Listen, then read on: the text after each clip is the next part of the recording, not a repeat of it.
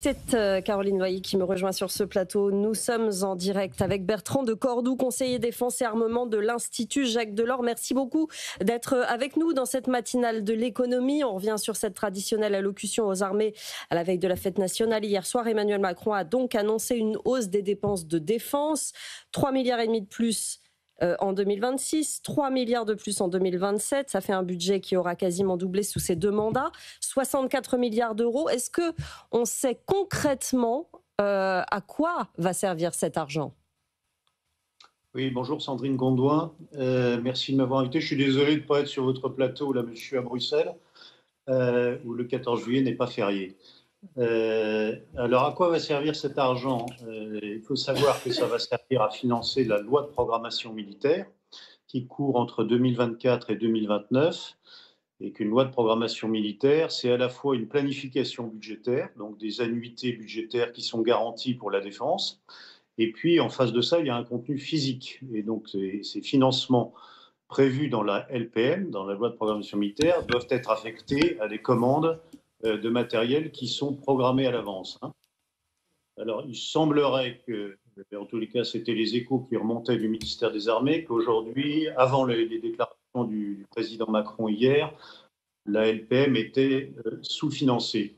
Et donc, les crédits qui ont été annoncés vont peut-être, enfin en tout cas c'est ce qu'espère le ministère des Armées, permettre de financer tout ce qui était prévu dans la LPM jusqu'en 2029.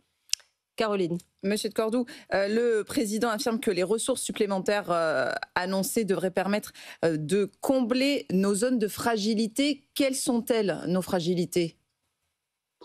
Alors, il n'est pas rentré dans les détails, il n'a rien cité en particulier, mais il a quand même beaucoup insisté, notamment vis-à-vis de l'industrie, sur la nécessité de produire plus vite et de produire moins cher. Donc, les zones de fragilité, elles ont été mises en évidence par ce qui se passe en Ukraine et par notre difficulté à apporter de façon quantitative et qualitative le soutien demandé par l'armée ukrainienne. Donc en particulier, évidemment, il y a l'idée de basculer davantage sur la production et peut-être un peu moins sur le développement des armements futurs. Donc ce sera peut-être une réallocation au sein de la LPM vers l'industrie de production, vers les équipements de production, de façon à tenir des séries et à avoir à la fois des stocks et ce que demande l'armée ukrainienne. C'est très difficile de mener le développement industriel qui va servir finalement à ce développement de cette défense. On sait que nos entreprises sont prêtes, mais que jusqu'ici, il manquait les commandes. Est-ce que ça va se mettre avec ces annonces en ordre de bataille pour pouvoir faire ce qu'on voulait finalement de notre défense française ? Alors, ça a été moins relevé dans les commentaires, mais le président, au détour d'une phrase, a aussi dit hier soir qu'on allait dégeler les crédits pour 2025. Alors ça, c'était une attente qui créait beaucoup d'impatience, car en effet, le ministère des Armées, c'était notamment dû au fait que le budget n'avait pas pu être voté à la fin 2024 comme prévu. Et le ministère des Armées attendait avec impatience que les crédits pour 2025 arrivent enfin dans les caisses et qu'ils puissent débloquer les commandes et procéder à des paiements. Donc ça, l'industrie en bout de chaîne l'attendait avec grande impatience. Ça va permettre aussi de relancer un petit peu la machine sur un certain nombre de programmes qui étaient pas gelés, mais un peu suspendus par ces défauts de financement. On a besoin d'armes, on a besoin d'équipements, mais on a aussi besoin d'hommes. Le chef de l'État a finalement repoussé la refonte du service national universel. Il appelle par ailleurs à gonfler la base de réservistes. Est-ce qu'on sait exactement de combien d'hommes on manque et qu'est-ce qu'on doit faire concrètement pour avoir un nombre d'hommes suffisant face à la menace actuelle ? Bon, ça, c'est une question à poser au chef militaire. Je pense que s'il a mis entre parenthèses ou reporté les annonces sur la réserve ou sur un éventuel service militaire, c'est aussi pour des raisons budgétaires, parce que ça coûte très cher. Et puis, ça monopoliserait les armées et l'outil militaire pour recruter, former, encadrer. Et donc, c'est évident qu'aujourd'hui, ce n'est pas non plus la priorité de nos armées. La priorité de nos armées, c'est de se réarmer et de se préparer à un éventuel conflit.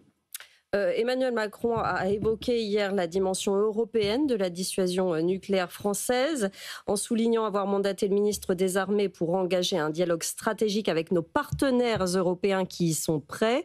En effet, la France, aujourd'hui, même si c'est elle qui a la force de dissuasion nucléaire, elle ne peut pas agir seule. Oui, alors l'Europe, il en a parlé à la fin de son allocution, à divers titres, au titre de la dissuasion. Ça, c'est un dialogue qu'on va qualifier de politico-stratégique. Ça met en jeu beaucoup de déclaratoires. Les moyens, ils resteront français et contrôlés. Le bouton restera entre les mains du président de la République. On ne voit pas comment faire autrement. Mais il en a aussi parlé pour rappeler qu'il y avait eu plusieurs initiatives qui avaient été prises par l'Union européenne pour soutenir l'industrie de défense. Et il a fait une allusion au programme CEF, qui est le programme qui est en train de se mettre en place à Bruxelles. Vous savez, c'est les 150 milliards que l'Europe se propose d'emprunter et de reverser aux États de membres qui en feront la demande pour acheter des matériels européens et pour acheter de façon groupée. Et à Bruxelles, je peux vous dire qu'il y a une grande attente actuellement pour savoir si la France va prendre un ticket dans ce programme CEF et à quelle hauteur. Et ça serait intéressant parce que ça compléterait les annonces qui ont été faites pour 2026 et 2027. Ce serait de l'argent frais, mais ça serait de l'emprunt à des conditions favorables, puisque ce serait des conditions d'emprunt dont bénéficie l'Union européenne aujourd'hui sur les marchés.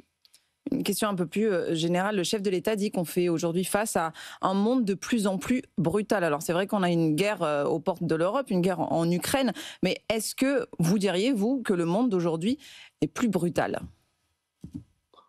C'est incontestable. Enfin, je suis moins bien placé que le président Macron pour le dire, mais c'est incontestable qu'on vit dans un monde qui a beaucoup changé depuis quelques années et où visiblement il y a des conflits qui poussent un peu à droite à gauche, dans lesquels la France directement ou indirectement est partie prenante. Donc, le plus évident, c'est l'Ukraine parce que c'est sur le territoire européen, mais ce qui se passe au Proche-Orient n'est pas rassurant non plus.